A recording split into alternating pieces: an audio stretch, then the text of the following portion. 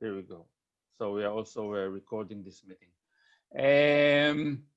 אז אני אתחיל באיזה כמה מילים בעברית, ואז אנחנו נעבור באנגלית. אז לי קוראים דוקטור ליעד אורטר, אני עומד בראש המכון לאחריות תאגידית, שנמצא במרכז האקדמי למשפט ועסקים. באופן ספציפי, הפעילות במפגש הזה היא סביב מרכז חדש שהקמנו במכללה, שנקרא המרכז למחקר וקידום עסקים חברתיים. המרכז למחקר וקידום עסקים חברתיים בישראל. המרכז מבקש בעצם לנסות, לתמוך, להניע, לסייע, לתמרץ, לעודד כל מה שאתם רוצים את הנושא של פיתוח הכלכלה של המגזר הערבי בישראל. בעצם היו פעילויות בסביב הנושא הזה בישראל, ואנחנו חידשנו את הפורום של העסקים החברתיים כבר לפני כמה וכמה חודשים. היה לנו מפגש הקמה שהיה כזה היברידי, היה חלק אונליין, חלק אופליין. היה לנו סיור בירושלים, ואנחנו מקדמים כל מיני פעילויות שאנחנו חושבים שאפשר לקדם, שאפשר באמצעותם לסייע בתמיכה ובייסוד של כלכלת המגזר הערבי בישראל, כלכלה שמבוססת על עסקים חברתיים, כחלק מתהליך לאתגר מחדש את המודל העסקי של התאגיד העסקי, מודל שמבוסס על maximizing shareholder value, מקסום ערך של בעלי מניות, וכל הגישה הנאו-ליברלית, קפיטליסטית, whatever, איך שתרצו לקרוא לזה, ואנחנו חושבים שיזמות חברתית ועסקים חברתיים זה דרך שצריכה לקבל מיסוד הרבה יותר מסודר ותמיכה וגם עיגון במסגרות חוקיות וגם במסגרות מוניציפליות. אנחנו בקשר עם עיריית ירושלים שעושים מהלכים גדולים סביב העניין הזה. ואחד המוטיבים המרכזיים, אני אגיד עוד משהו בעברית ואז אני אעבור לאנגלית. המפגש הזה יתקיים ברובו באנגלית, אבל המטרה היא שהוא יהיה דו-שפתי, זאת אומרת המטרה היא שהוא יהיה גם בעברית וגם באנגלית, כך שאם יש למישהו שאלה שהוא רוצה להתבטא בעברית ואחרי זה שאני אתרגם, או אפשר לא מתרגם את זה לצרפתית, אז באמת תרגישו חופשי גם או לשאול שאלה אם איזה מונח היה לא ברור, אם אפשר יהיה לענות את זה במסגרת המפגש הזה, אז אנחנו נעשה את זה, ואם אחרי זה בשיחה אישית כמובן בשמחה רבה. אז באמת תרגישו חופשי להציף שאלות בעברית, תעלו את זה בצ'אט, אני יהיה את החלק של הפרזנטציה, ואז יהיה חלק לאיזשהו דיון. ועכשיו אני אעבור לאנגלית ברשותכם. So thank you everyone for joining us this morning from France and this noontime here in Israel. We are very honored to host attorney Errol Cohen from Paris that will share with us his experience in formulating and advocating for this new Entreprise mission, this law in France. The background is that we have established several months ago, before the corona, the Center for the Research and Promotion of Social Entrepreneurship in Israel. And as part of our dynamics and part of our efforts is to explore a method or explore way for regulating or mandating this framework of social enterprise, not as a voluntary scheme, but more as a regulated scheme. Probably some of you who deal with social enterprise know that we have several frameworks in the UK, in the US. And I think the French framework for Entreprise mission is a very, very advanced one. I think the most advanced one in the world. And we are here to be inspired by Advocate Cohen with this framework in France, and then explore among ourselves the option of importing that to Israel or putting that into good use here in Israel, and how it can be done. This meeting is going to be divided into two main parts. The first one is Advocate Cohen presentation. It's going to be around 35-40 minutes, more or less. You can we'll open that for discussion, for question and answer. Just after that, for another 30 minutes, more or less. Do feel free if you have any questions in Hebrew. You can post them to me, and I will translate that to English. And if there are some key terms that are not very well understood. So also really feel free to raise the questions. Probably if you don't understand something, someone else also fails to understand that properly. So do feel free to, in open discussion, to surface any misunderstanding or any question you might have. So that's it, more or less. Thank you very much for joining us. I think we have guests. We have a very diverse audience from Israel, but also from abroad. And I think without further ado, Advocate Cohen, I give you the stage, and we're very anticipating to hear your presentation. Please. Thank you, Liad, and I hope you hear me well. Could you just confirm me that you hear me well? Because I don't know if all those technical it's working great. And thank you for this kind introduction. And it's me to be honored to present the Société à Mission and the Raison d'être that have been appearing in France, mainly because maybe I'm one of the people who have been working on the research of it, and I will present it, and also one of the first practitioners on it. My name is Errol Cohen, as you told. I'm a partner attorney in the law firm in Paris called Le Play. Just something curious about Le Play. Le Play was a mean student at the beginning of the century in France, and he had been inventing the social economy, which we don't knew at the time where we created the office, in taking it mainly because we were located at Avenue Frédéric Le Play in Paris. Since 2011, as I told you, I have participated in the research of the École des Mines de Paris group in the Collège des Bernardins, which is the church, a church institution. And we have been creating at that time what is today the Société à Mission, the purpose company in France. And this purpose company had a child called the Raison d'être des entreprises, which is the reason of being, if you want, in English, but there's no real translation in between. Then I've been following the MP and the legislative process on the PACT law, which have been implemented the Société à Mission. I'm also a member of the chair of business theory in Paris at the École des Mines, which is an engineering school in Paris, about the Société à Mission. I'm also a member of the social company movement in England. And I have published a book called La Société à Mission recently, last year, in 2019, and our firm are advising a lot of companies and mostly big groups today in turning themselves into Société à Mission and Raison d'être.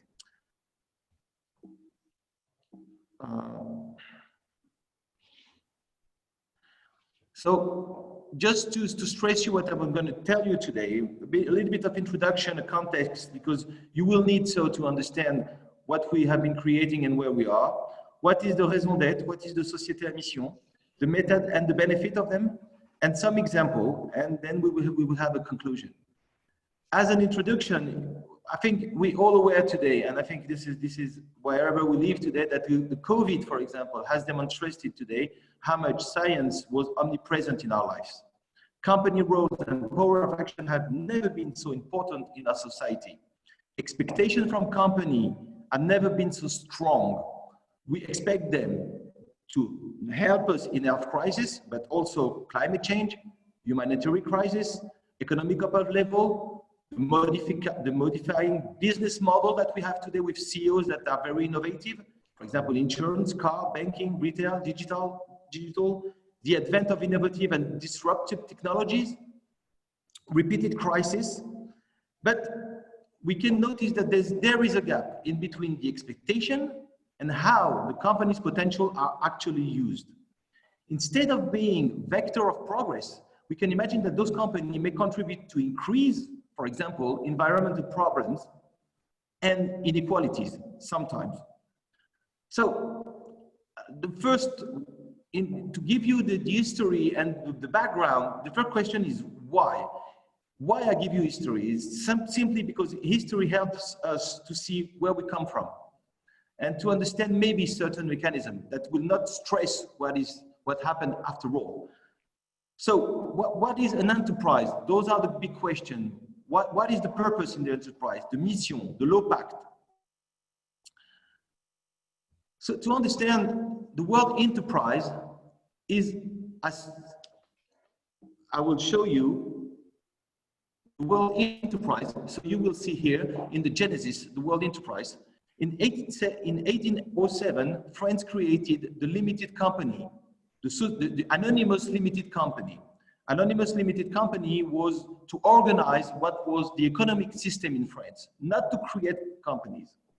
But at that time, we don't have to confound the creation of an enterprise with the company that makes it legally exist. There are two different worlds. And you will see that the notion of enterprise is forgotten in France at that time. Despite the concentration of progress of the 19th century, machines, workforce, and capital, the representation of a collective action of invention has not changed in France at the time. We think always division of labor, transformation of the object, relationship between workers, merchant exchange, supply and demand chain, but nothing of the creation of the regime that, for example, have been established during the Industrial Revolution in England. Nothing. We develop new goods and things, but innovation is not in our scheme at the time. Despite in England, you have the creation of the steam engine, Walton Bolton. You have also, for example, people coming from the family of Walton Bolton, people called Joshua Wedgwood. Joshua Wedgwood was selling pottery and ceramics at the time, and he thought that how we could sell more ceramics and pottery. His main idea was, maybe I will go to see all the clients and see what they want. By doing those things, he had been inventing marketing. But in the meantime, he thought that seeing the client was not enough. So he went back to hire a shop and to present everything that was done in ceramics. We have to understand we are at the end of the 18th century. And at that time, he created also, while there was the steam machine, he'd been creating the first showroom that existed in the planet. So we have to understand that in the 19th century in France, enterprise, which is an innovation with a company, is totally unknown. So the company is a new world. The enterprise is known as it's today as an inventive and scientific collection of action. And it appears in France at the end of the 19th century. So it's almost 120 years with nothing on it. It results from the diffusion of new scientific spirit. Isolated inventors will become teams. Design office will be created. Inflation of number of engineers. Universal exhibition success, like the Tower Eiffel. Chemistry, fertilizer will be created. Drugs, Bayer, for example, Bayer and the aspirin in 1999. But the technical progress is recognized and managed within a collective science play and a fundamental role. Industrial thanks to science will achieve an unprecedented return. So the enterprise is a modern world. So what is an enterprise? You can ask, we've been defining it, but maybe you will think, what is an enterprise? What does it belong to? Who does it belong to? What is the purpose of this enterprise? What those who participate in the company or are mandated are to lead it undertake. For the ordinary citizen, the enterprise exists every day. As a consumer, he expects invention, pleasure, consistent in them values. As an employee, it enables him to acquire skills and participate to an efficient collective activity. But this aspiration have been forgotten from legal and economic conception. Conclusion: if profit is necessary and resources collective, the profit should not be done against stakeholders and against the strategy of the company. So how do we do that? The 2008 crisis, called the Great Recession, was a great recession mainly because everything happened in the same time. Most of the industrial countries have been touched in the world. The United States started in December 2007, following several European countries during 2008. France is only in recession in 2009. the reason of this crisis, as an analysis of the reason of the crisis, you can think that reason of the crisis was due to security bonds, to melting the activity in banks and investment banks and financial banks. But no, we have to think twice. It's surely a governance problem in the company. Who have been deciding to do those things in banks? Who have been deciding to do the meltdown in the American economy that will melt down the rest of the world? We have also to understand that in the same time, all the bank and business were affected. The value of those banks were the shareholders. Everybody thought that the shareholders was the criterion, the strategic compass that will help us to direct the company. Despite those companies, for example, in France, we see that they have been multiplied by 2 the dividend paid in 10 years. France. They use them dividends to buy back shares and them own shares. They have been supported their stock price, 30 to 80% profit, increased dividend even in the most severe case of ecological disaster. We can see that British Petroleum have been doing it during its Gulf platform explosion in Mexico in 2010. So all this achieved in particular for the detriment of the capacity of innovation at the time. You've been distributing dividend, but not innovating anymore, and has caused a huge legal risk and a higher risk of state sanction.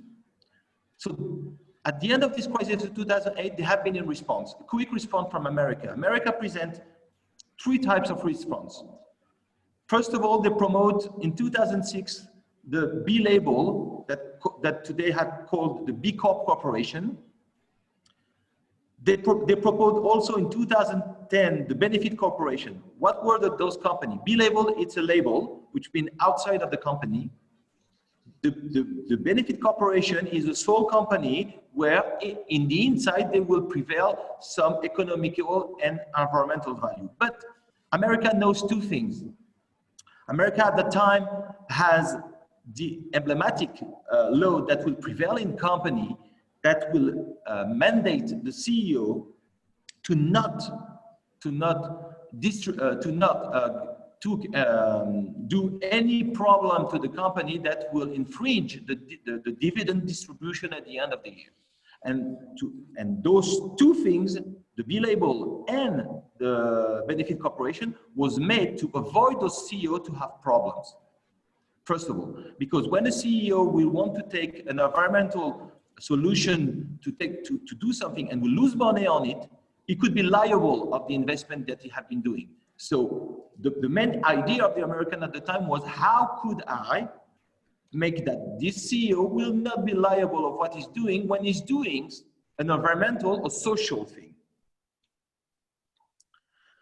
America is known also for the corporate governance since 1990, but we have to understand that the Benefit Corporation, it's a property for all, so everybody will be having those kind of things, but only to help the CEO. A flexible proper corporation was another system of law would say, I have a purpose. The corporate governance standard, which, for example, you know the ISO 2016, for example, it's I will control you, and the B label is I control you. So I think that when we have those solutions, we are turning around the real goal, what we need to achieve. What is forgotten is what the company is. It's always what is this object? How does this concept of enterprise work, and how we can have it? So that's what happened maybe in 2012 in France with the team where I was in the École des Mines of Paris, when we did study what ever happened in America, but study what happened in the French economic revolution, in the English economic revolution, what happened also in the antique times, also to understand how those people were managed. For example, how could tomorrow, I give you an example that will be very significant. If in the 16th century a boat will go and there's a problem in the sea, and they had to put out of the boat all the merchandise that are in the sea, who will be paying for that? Think about it. So France have been deciding long time ago, and England also, that every people who put merchandise on it will be liable of the equal loss that they will do. Why they have been doing it? Because if they don't do so, don't think like this, no one will throw the merchandise out of the boat, ever. So we have been studying whatever happened. We also study what happened in Germany, for example, because Liad is talking German. You know what happened in Germany, called the co-determination,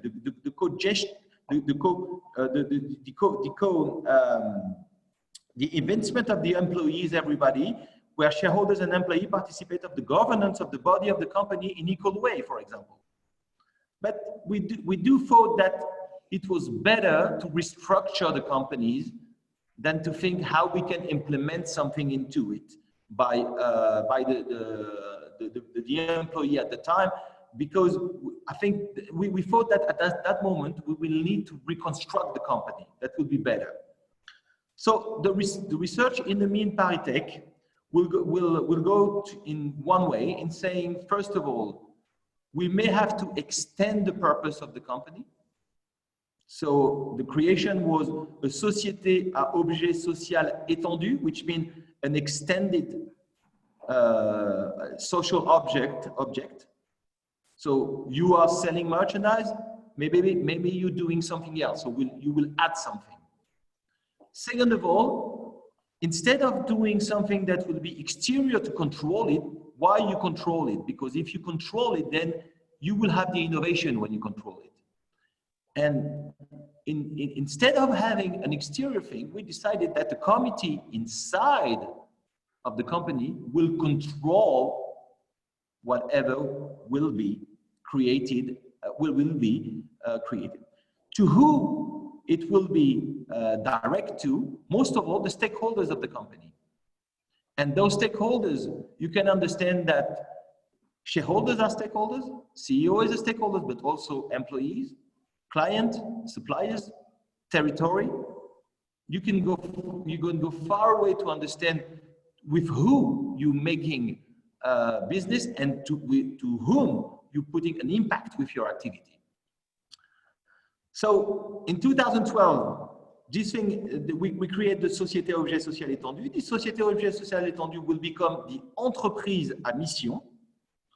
Why we did put the enterprise name into it? Because, as I told you before, the word enterprise was not existing in law and economic law. So we have been deciding to add the word enterprise into it, and mission was maybe better than extended, objet social extended.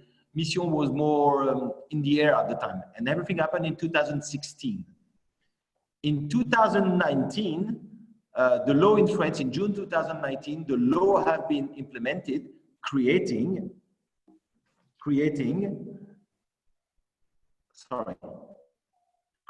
the PACT law will be creating three articles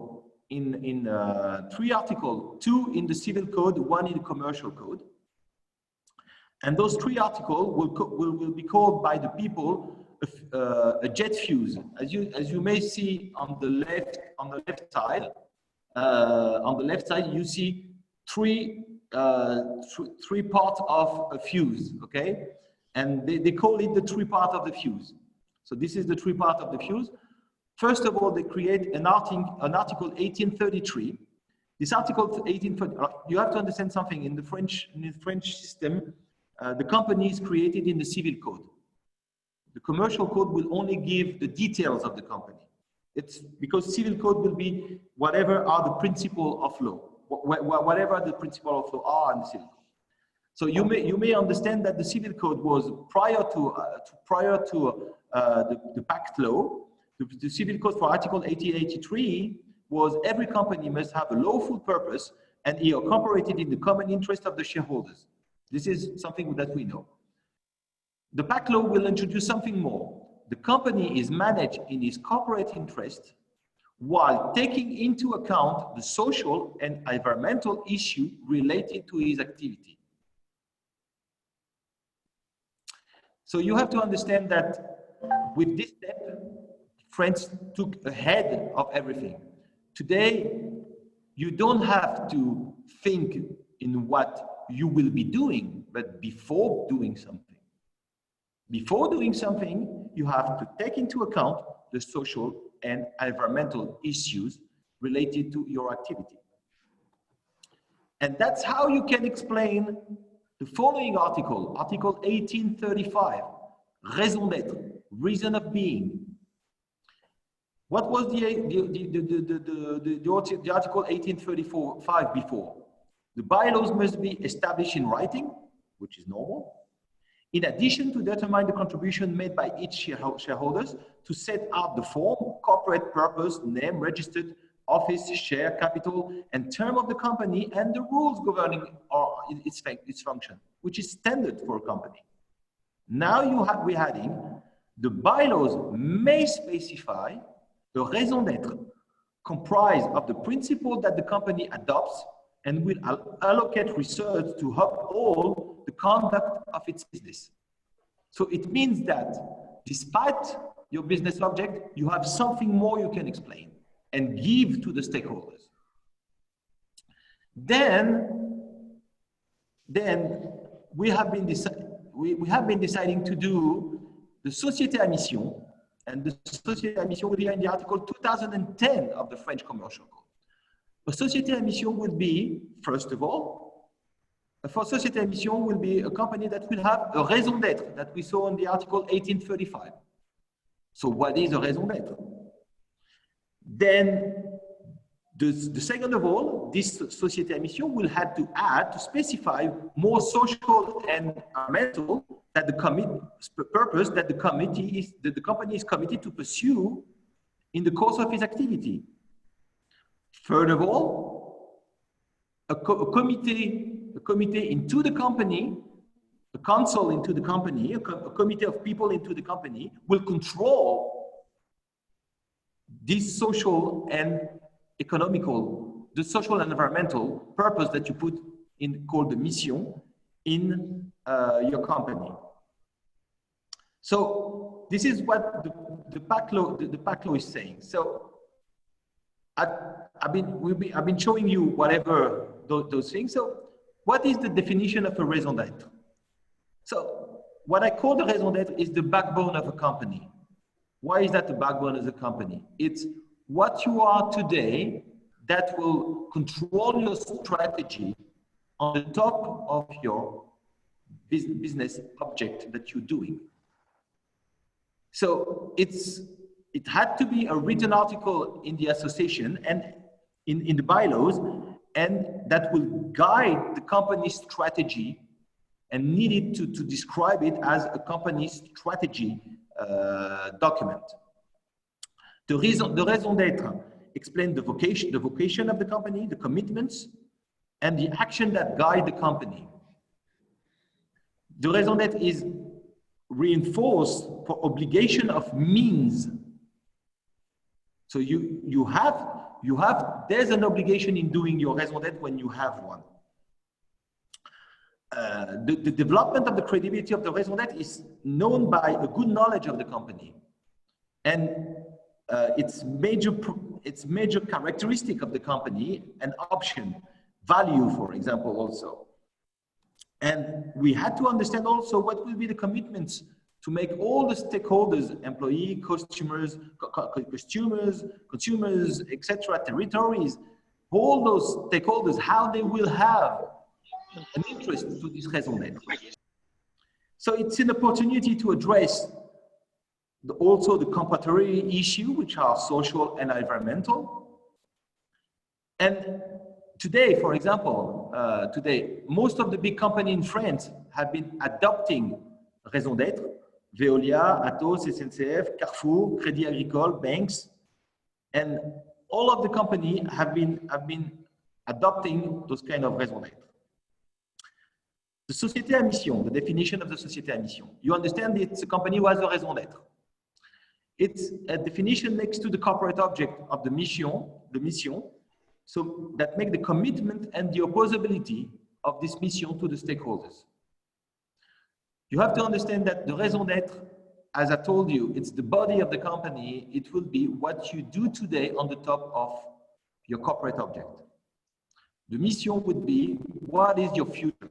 Where are you going?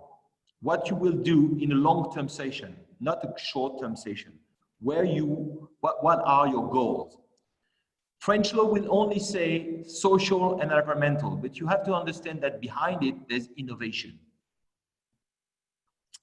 So French law, we say social, territorial, environmental nature, but also scientific and human. You have to take into account the stakeholders to who you direct those things. I always say that the stakeholders will have to be, those things have to be portable. They will put everything in their pocket and understand that it's for them. And they will reply to the company in saying, you do or you don't do, or I will help you. The manager has a freedom of arbitration because it's not his business anymore to be involved in those kinds of issue. He has today a committee that will help him to do those things. Of course, it's also taking a long time version of things. You don't have to think in short time. You don't have to make money is good, but in long time version. Because you have to put long time, you have to take a long time thing to understand. Take, for example, General Electric, that they invest 1 billion on the long time session of 10 years to do medical image program. And then they invented IRM and a lot of products like this. How do you think that tomorrow we can invent things if we don't invent the result? But I know that Israel knows that perfectly. It's also a principle of internal control of its commitment with this mission board that we have into it, and that will reflect also what is the company. So what could be the method to do those things? You understand it's the method, it's a management method. It's not a law or economical method today. It's more management, it's standard of management in the company. So you have to understand what is the real influence of the life of the company, the development and the commitment that is promised to everyone. For example, those things had to be respected in fairness and balance. It's not like something that you have to do as an obligation, a big obligation straight away. You also have to think that those products will have to participate to the corporate governance of the company. It's a respect and exchange, a co-construction with people and stakeholders. You have to also understand that you have to be innovative. For example, today, we're all expecting that laboratories, but also insurance, or also maybe banks who had the power, participate to find a solution to the COVID-19. So what do you have to know? So it's a long-term vision that takes the contemporary problems, social and environmental. It's not standardized by the PIKE law. PIKE law gives a freedom of writing and what you can do with it today. And you will see that the companies took a lot of freedom in doing what they do today. It's never a brand or a slogan.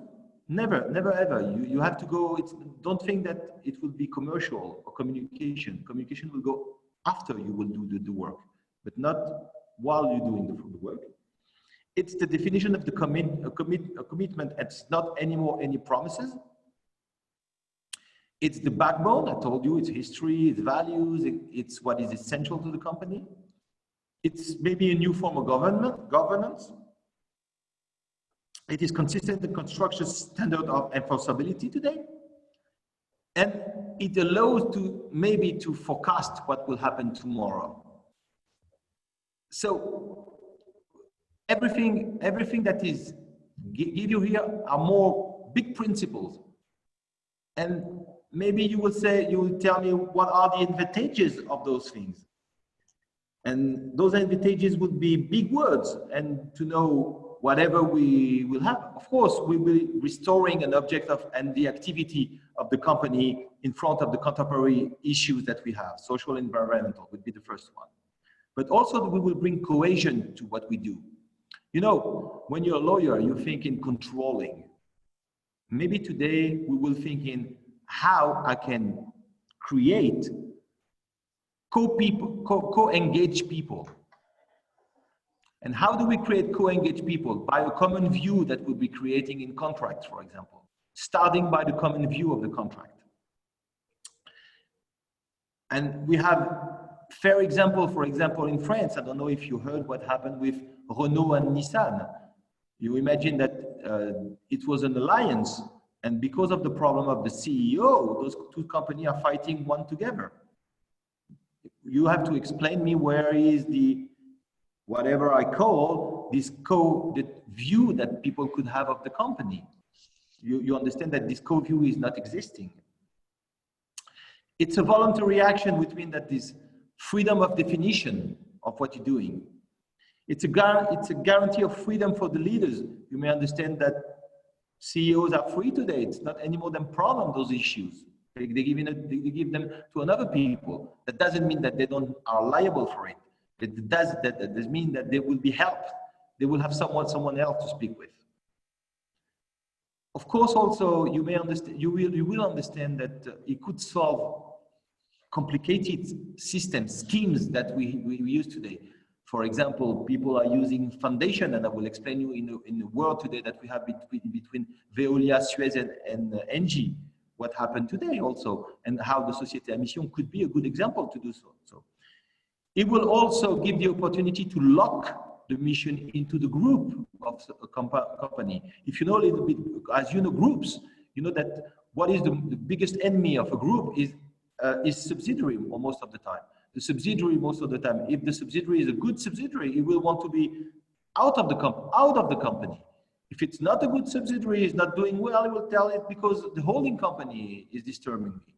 So we have to understand that those companies will have, we could lock them values everywhere, lock them whatever, them goal everywhere, them strategy everywhere. And last but not least, you may understand it's a big signal that we're sending to generation, most of all generation Y and Z. You have to understand in the alphabet, there's nothing else after Z. So we have to be careful today. And those people, they want those kind of company. They don't want any more company made for shareholders and them key goal will be hit. So advantage is that for large company. I don't have to discuss anymore about large company. You understand that large company have been doing a lot of things. For small companies have a double advantages to have that. First of all, you may understand that CEOs are very close to the employee of the company in small companies. So whatever they said had to be done.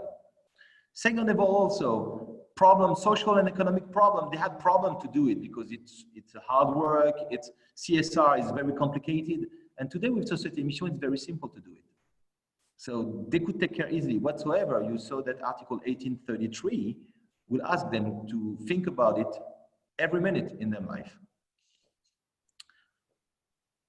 So what are those raisons d'être today that the company have been drafting? Here you got them in French, but not to be worried. This is the English version. So you may understand the work is totally different from one company to another one, and maybe you may think that Errol Cohen told you not real things before, because I was telling you that it had to be serious, it had to be done in a good way, it had to be representing the company, it had to have values, it had to have, it had to describe the strategy. At least it had to say what the company is doing. So let's take the train company, the SNCF, which is the only train company in France, bringing everyone the freedom to move around easily while preserving the planet.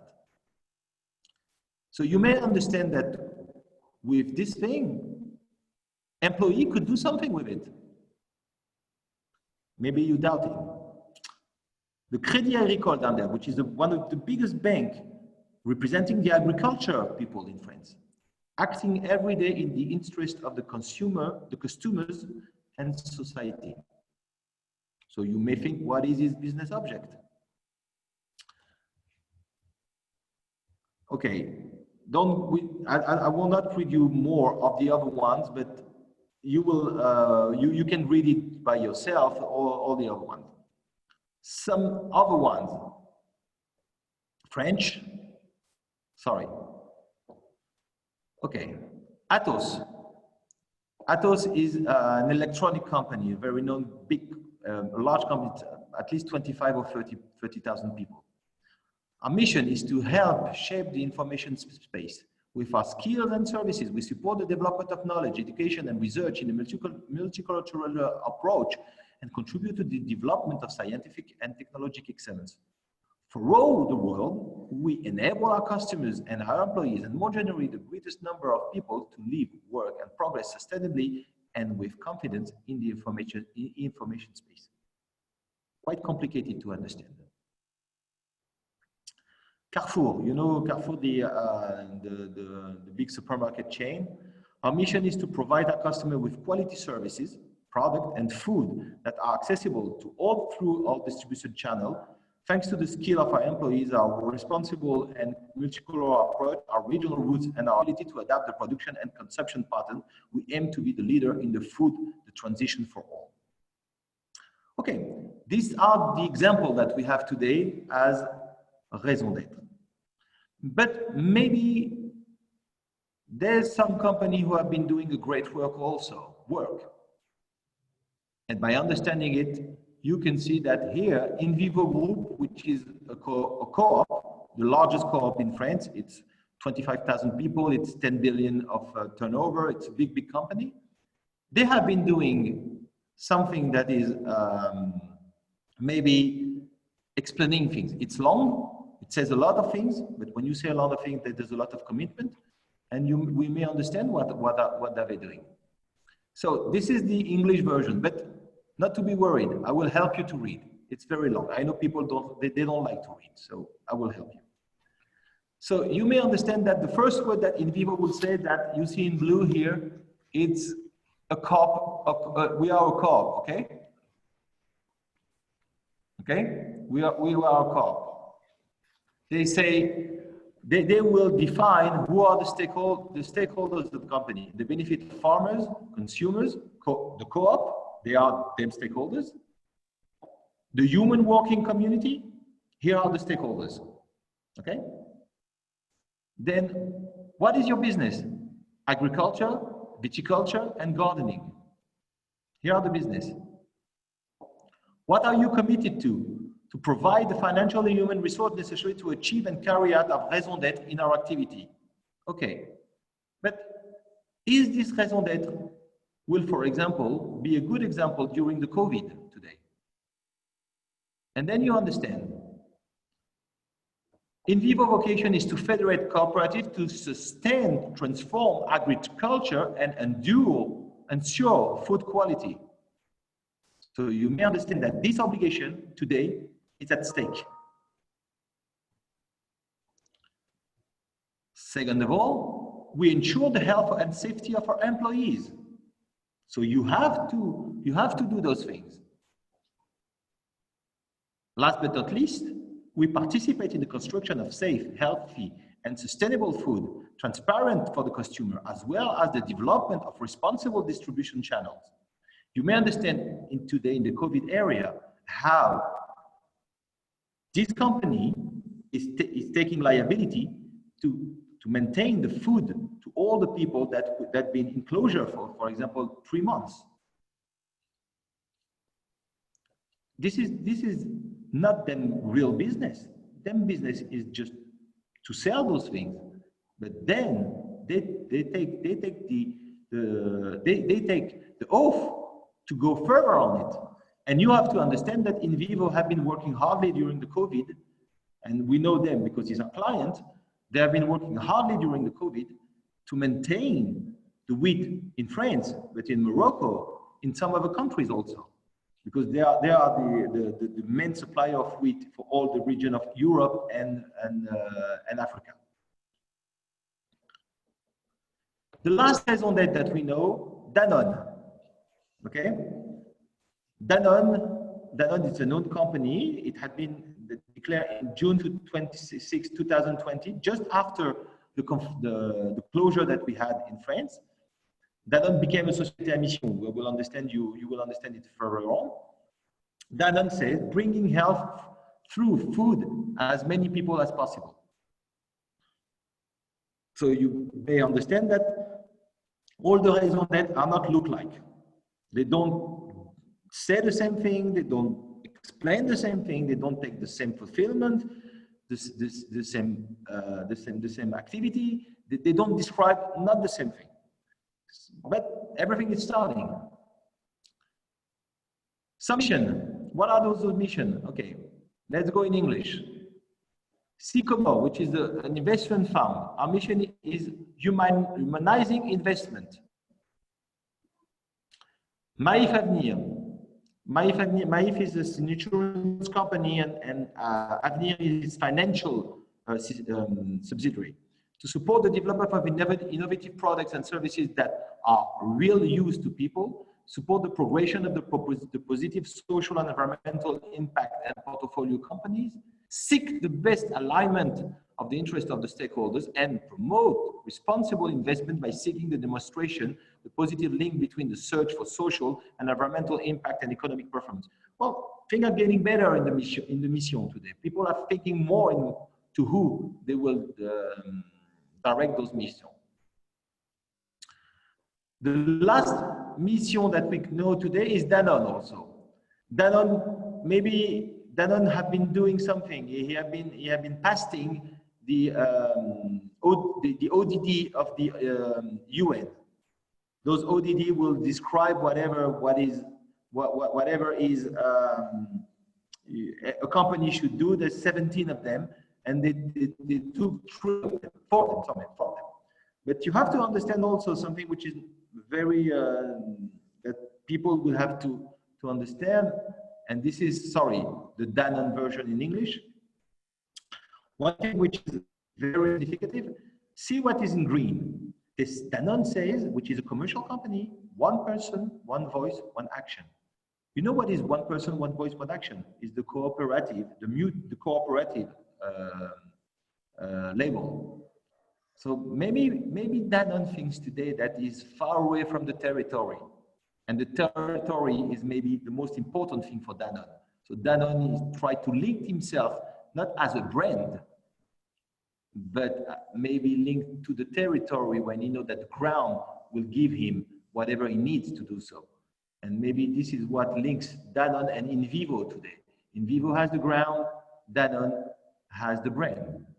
So you may understand a double movement in between those two companies today. And this is quite important to understand those things today, because it's more than social and environmental. It's more the business of the company today who are at stake with Société à mission and raison d'être. Okay, what are the advantages for our company? You may understand that the advantage for all are the benefits that I described above, but more specifically, commitments. Commitments, it's new. Company, they like figures. They don't like to write things. So that will be different for them. And commitments are toward them stakeholders. The Société à mission will preserve them and maybe also create new ones. Then the company will stay reproachable towards the stakeholders by some time reconciling what is contradictory in the objectives of the company. And I will explain why after all. It's also an asset because the company will present himself as the acting of the common good. The committee mission, the mission committee, the council that will be in company, to choose who will be in charge of controlling and making it sustainable. So we have to understand that, let's go maybe to a conclusion, but Danone was a B Corp for a long time period, and they have been enhancing the B Corp system, and they decide on June 2026 to become an entreprise à mission, une société à mission at the time, société à mission, that maybe proved that maybe B Corp was not enough for them. They had to go one step further. But today, we have more than that today in France. And I will show you, I will tell you, I don't know if you heard what's happening today in France with Veolia that wants to buy Suez, which is the other water and waste management company. It's two big companies, over 25 or 30 billion each one. And this company is owned, Engie is owned 30% by Engie, which is the energy company in France, and owned 20% by the state and 50% by the market. So Veolia decided to buy those things, and because they have a problem with, when you buy into companies that are doing the same thing, you have the competition law that will imply into it, and you're not able to have more than a certain amount of the market. And because those things, they had the problem, they had the problem with the water business, and they had to sell Suez water business, if Veolia want to buy it, Suez water business to another company that, and this company have been decided to be a fund that will buy Meridiam, that will buy the water system. You have to understand that Meridiam felt a little bit guilty when he was buying this system because of the employee. You may imagining that a company which main purpose is to deal with water, it's not the same thing that an investment fund. So Meridiam say, we are a société à mission, so don't be worried. So then in the business, société à mission will come into it. But Veolia has a raison d'être, Engie has a raison d'être, Suez has a raison d'être. And what happened? Because Suez is not willing to be sold to Veolia, they decide 3 days ago, lawyers give them maybe a very good advice. This good advice was to locate the activity of water, which was the problem activity, into a Netherlands foundation. Why a Netherlands foundation? Because when you do it in a French foundation, it's very complicated. So you have to go to Netherlands, which is okay. But could you imagine them, the employees, what are they thinking today? They think that a foundation in Netherlands will protect them? What do you think that the lawyers have been thinking? That by telling those people to go to a Netherlands foundation, which is, Netherlands is known as a tax haven whatsoever, but that's another key understanding of the thing to understand whatever happens. But what they thought, they didn't thought that a société à mission would be the best thing. If they decided to do a société à mission, they will decide commitments. But what will happen? Veolia will be linked to those commitments. Veolia will not say anymore to Suez, I want to buy you. They will say, look, okay, I have a raison d'être, you have a société à mission, let's talk together.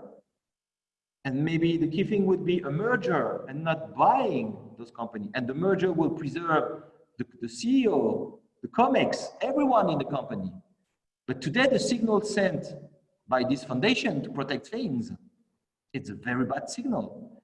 What the state had 20%, the state say, look, guys, you have to stop those things.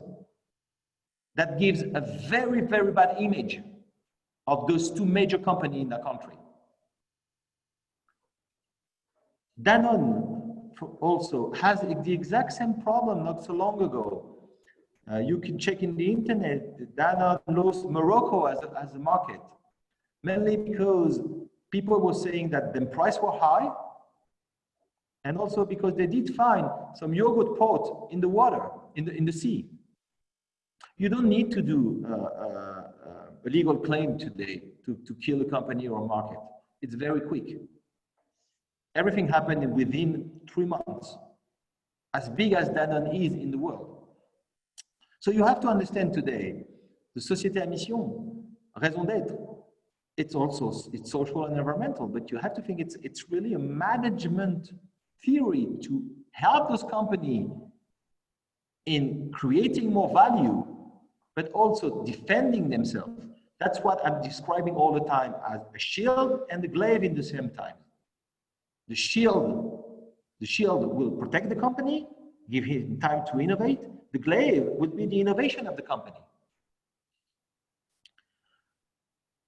Just to let you know that if you go in our website, you can download freely Raison d'être tout savoir, which is a magazine that is explaining everything. It's free. And also to tell you that I have a book made in 2019, which is this book explaining everything, which you can see.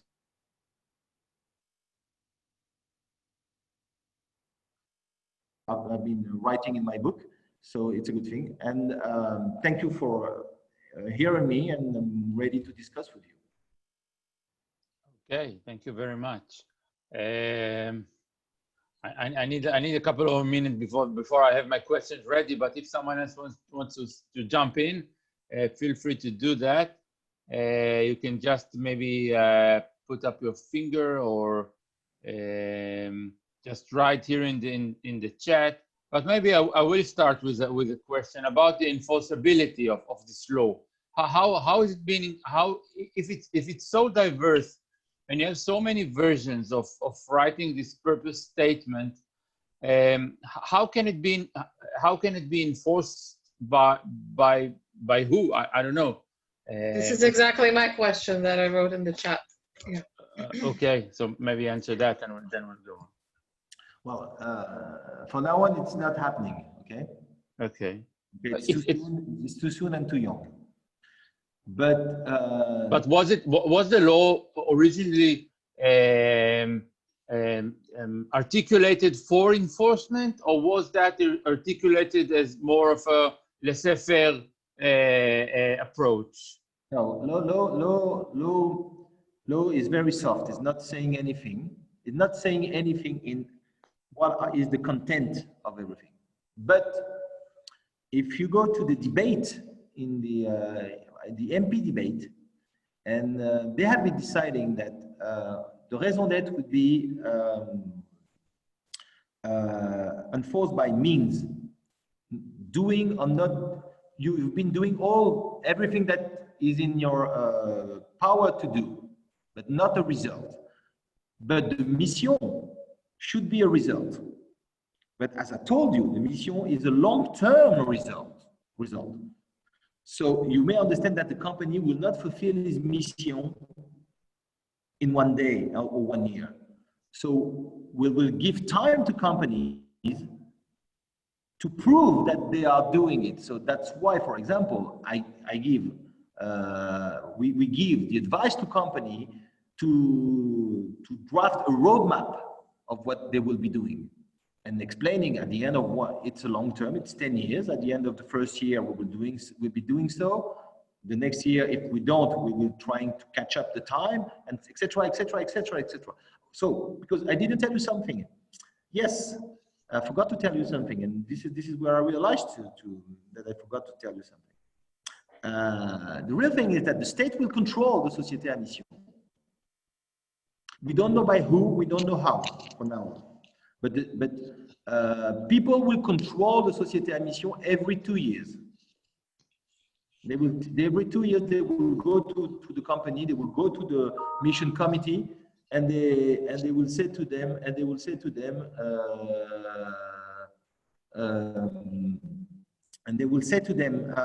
will control what happened if the company have been fulfilling the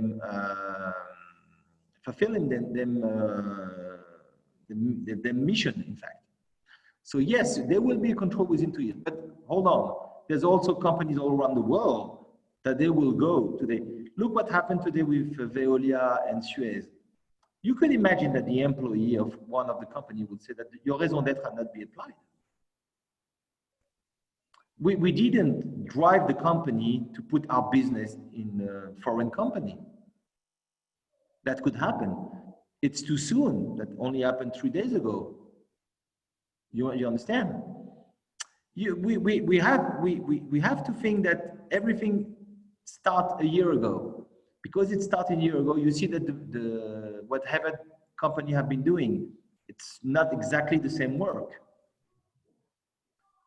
But you have to, I truly think that today there's some company, I give you another example. Today there's some company, they are redoing them raison d'être. They think it's not enough what they done. Because the CEO changed, you know what we have in the Bible, and in Egypt raised a new king that didn't know Joseph at the time. So the new king will say, it's not how I see the company, and they will do a harder job, a bigger job. So that means that those people, they realize that it's serious today.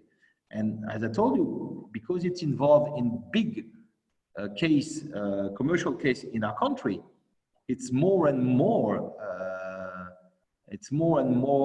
involved. I'm sure that lawyers today, to be honest, they don't understand the société à mission. They're all talking about liability. That's their job. They don't understand. Glorification. Yeah, but here we are in.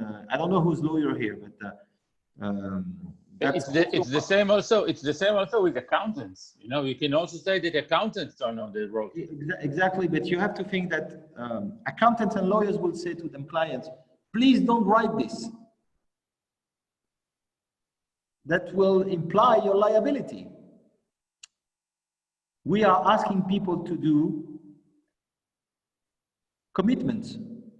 Could you tell me how you do commitments when you're not writing something serious? You see, those two words today, those two words are too separate. That meaning also that lawyers had to evaluate a lot. I have plenty of examples that also prove that accounting had to evaluate a lot. But I know from my experience, my sake, that's what I'm doing in France. I'm trying to tell them to evaluate a lot, because otherwise, look, the idea of the foundation for Suez was a lawyer's idea. The lawyer's idea was not to understand that the employees will disagree with this solution. The territory will disagree with this solution. In 2020, when people are more and more informed today. I mean, today, when I told you we have to be coherent, doesn't mean that we have to apply the law. We have to understand by implying the law, what will be the impact of it. And this is something is not written in any law books. But I always say the same thing. That is directed to people who have 25. Don't you think tomorrow the judge that will be in front of you will have 25 also? Yeah. And that would be the end of it. Yeah, just to follow up on the judicial system, I can tell you that in Israel, one of the main vectors that we're seeing the change in incorporating social values into the behavior of cooperation is through judges and rulings, and they're taking, especially in lower courts, like in working conditions and things like that, in which employees or employees that were fired are taking statements from CSR reports and bringing it to the judge and say, hey, they've written in the CSR report that they are committed for equal opportunities, and they fired me because I was pregnant. And the judges uses these public claims in CSR reports as a public commitment, and then the rule against the corporation, and that's the main arena in which we see the institutionalization of CSR in Israel. Not from above, not from laws, but from judges. But I think that it will come more. I think in our country, I'm sure, and you'll see in Israel it coming too. It will be more coming from the outside of the company and the inside of the company that it will come from judges.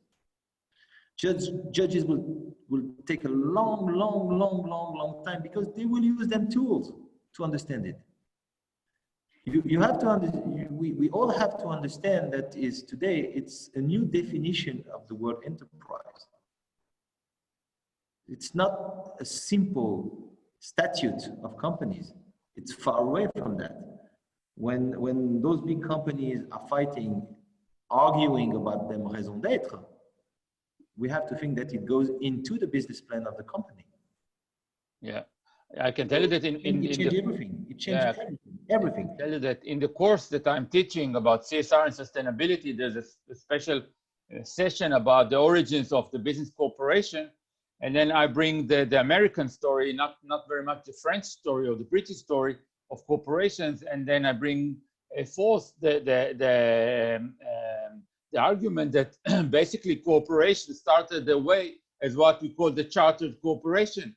And the chartered corporations were public entities that were obligated to serve a public good, to build a dam, a highway, a road, whatever, something that a singular person couldn't do. And they were chartered. This was they had a very clear stipulation of what they can do, and it had to have a social value to that. And we've detached ourselves. We've drifted out of this chartered social understanding or starting point that the enterprise is part of society, and it has to serve the public goods. It's the same as we are as citizens, what we call corporate citizenship. And now I think society is trying to reclaim corporatism and saying, yeah, the corporation is part of society and not serving only shareholders, not only serving the financial market, but there are other real needs, real dangers, real values that corporations need to serve, and it needs to be examined according to that. And I think that the French example is a very good one. I can tell you that in the Israeli legal system about the corporate law in Israel, Section 11 states what is the purpose of the corporation, and it stipulates right now that it can take under consideration the stakeholders or a stakeholders consideration. It's a voluntary thing. You can take it into account, and there's a legal professor here in Israel, Professor Ali Buchspan, that said, yeah, we just need to change one word in this law, and not it can take, but it should take, or it must take under consideration the stakeholder concerns and interests. Just one word that needs to be changed in the Israeli Companies Act, and we're starting to advocate for that and see how it works. So please, if there are any more questions, remarks, please feel free to share them now. I think we have a lot of things to think about this very interesting presentation. You can just unmute yourself and ask, just remark or have a question.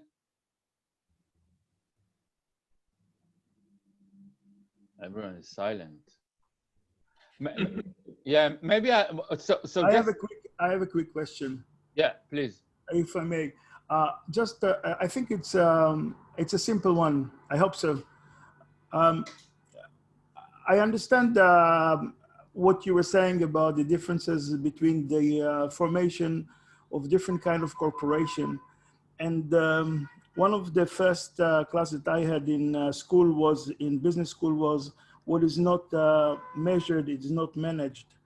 And the problem I have with the new law is that it leaves so many things open. And I think that maybe if societies, if companies want to really commit themselves, they have to show it, and to show it not by saying one thing or another, maybe to accept GRI as a methodology for reporting what they do. Because GRI speaks about long-term endeavors and what do you do in order to get there. So, okay, if the law says we are looking at the results, very good. But instead of just looking for the results, show me what you do on your way to get these results? And if you do so maybe with a standard reporting tools like the GRI. What do they say about this in France? What is the atmosphere? Okay, well, most of the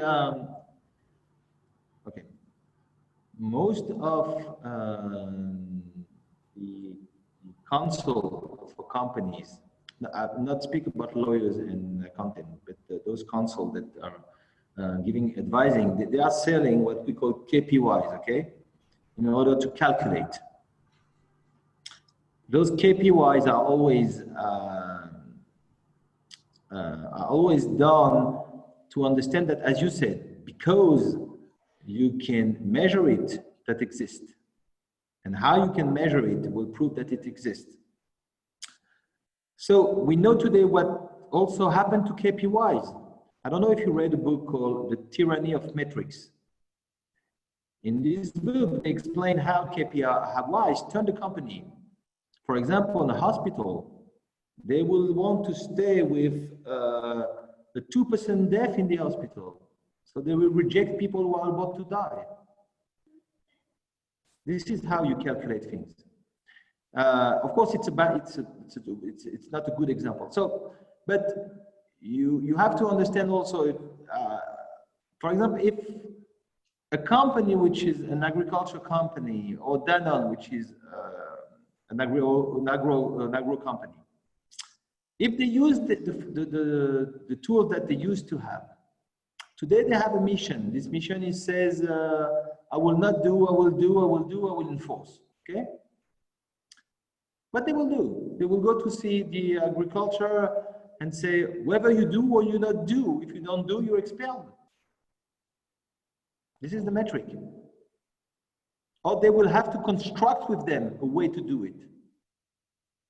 This would be the new way to understand how you can calculate things. What are the means you put and how you will help him to be as you need to be, or co-construct with him what you will be doing. When you have a steam machine in a village, you don't say, I will stop it or not stop it. You go to see everyone in the village and say, what will we do with it? What do you think? You should stop it? Okay, how should I do my furniture? Because there's an exhaust system. How should I do my furniture? And what happened in the village, for example, they said, look, there's a solution today.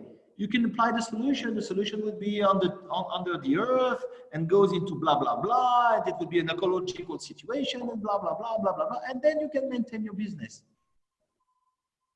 The company is making more money today.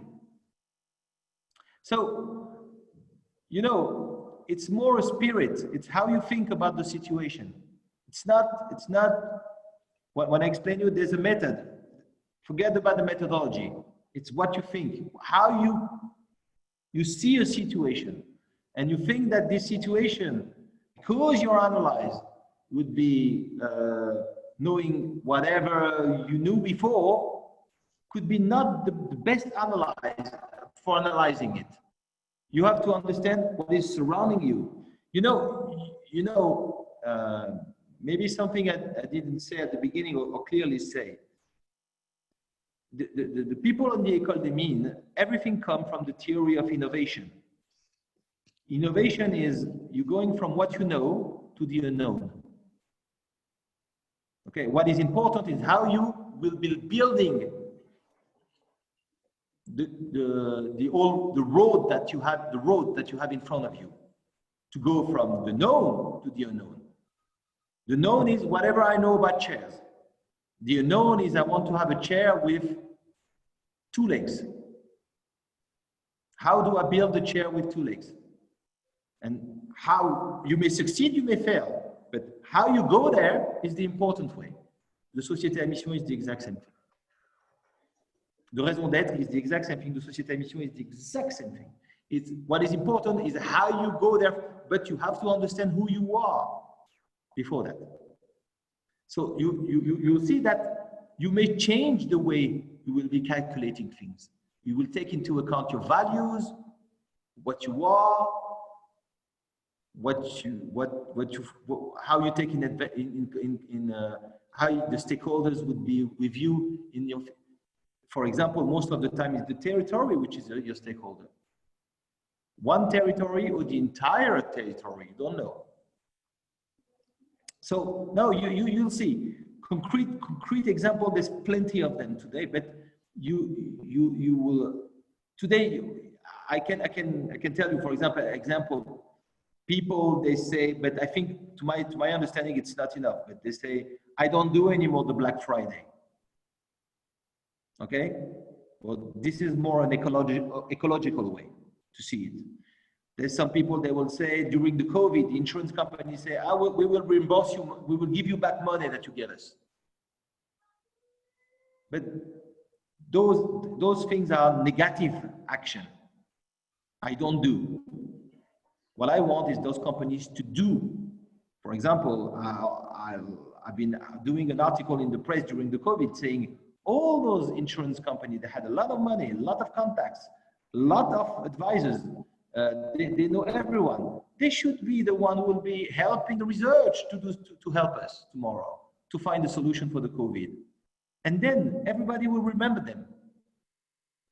Everybody will remember them. You know, something which is also another thing in the Société Mission, which is, I didn't have the time to tell you, but one other thing which is in my mind and explained in my book, it's more of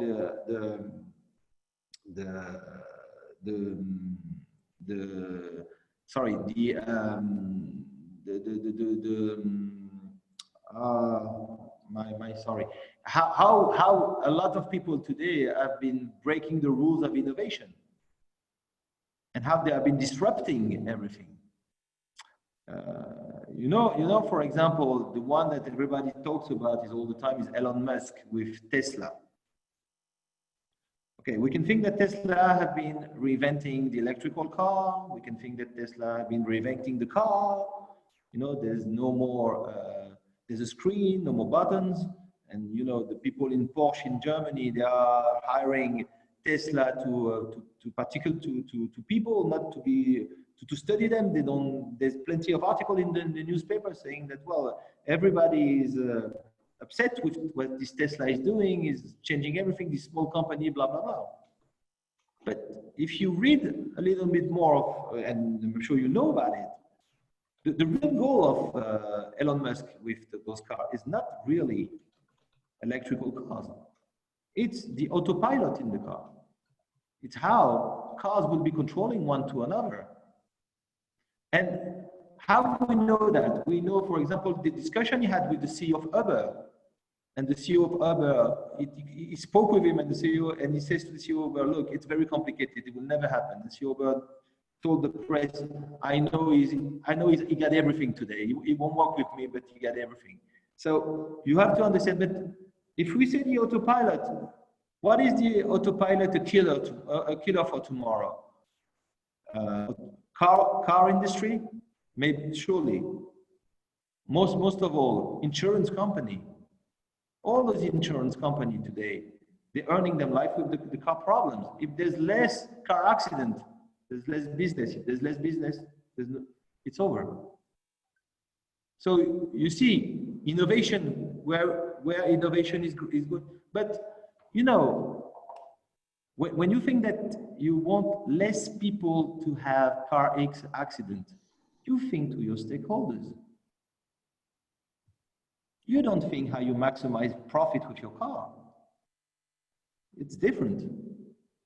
But that gives you innovation, that gives you a high thing, and of course you will destroy everything. Don't be surprised also that Amazon have been taking a lot of partnership with insurance company. Okay? Those people, they understand clearly what is happening today. Clearly, they see how the business is going, then they know where the money is with big businesses. They are clever. The Société Mission could be a way to force them to be better, and maybe also to make all those companies that they can exist in front of them. And that will include all companies all around the world. It's not any French problem. It's more than that. Sorry, I've been long on metrics. No, yeah, it's fine. I think it's a dilemma that everyone who deals with CSR and implementing values of sustainability, we have on the one side the soft law kind of let the corporation take the lead and create their own raison d'etre, their own high purpose, and basically fence themselves around their own statement. And then there are other perspectives. We want to see the numbers. We want to see the carbon footprint. We want to see the diversity numbers. It can be the GRI. It could be the European Non-Financial Reporting Directive, with its very clear stipulation of how corporations should report on its ESG factors. So I think not the field, but I think the area right now is very dynamic. In global perspective, there are a lot of new methodologies rising up and popping up, and there's new initiatives to merge current methodologies, and we see how that works. I think the French law is a very nice example about how enforcing the corporation to take the lead in structuring their own social commitment and social purpose and things like that. I think it will be very fascinating to keep track about how it works. It's, as you told Errol, as you said, it's a very, very young initiative. We are just in the starting point of it. I think it will be fascinating to keep track on it.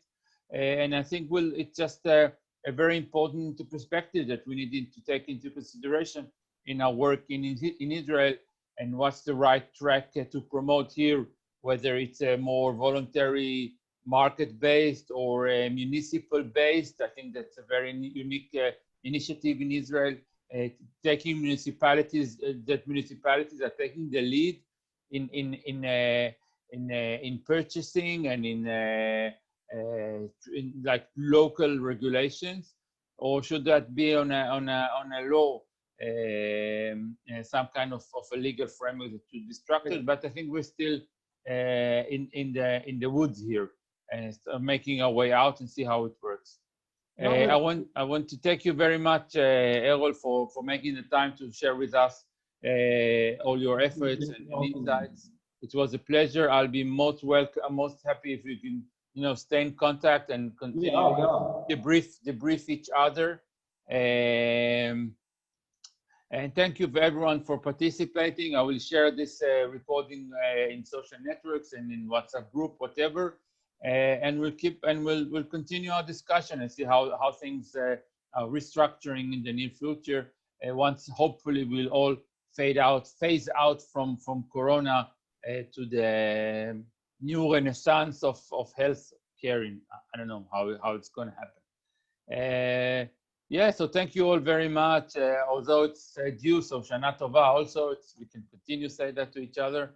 And we'll keep on our communication and our initiatives to promote social enterprise in Israel.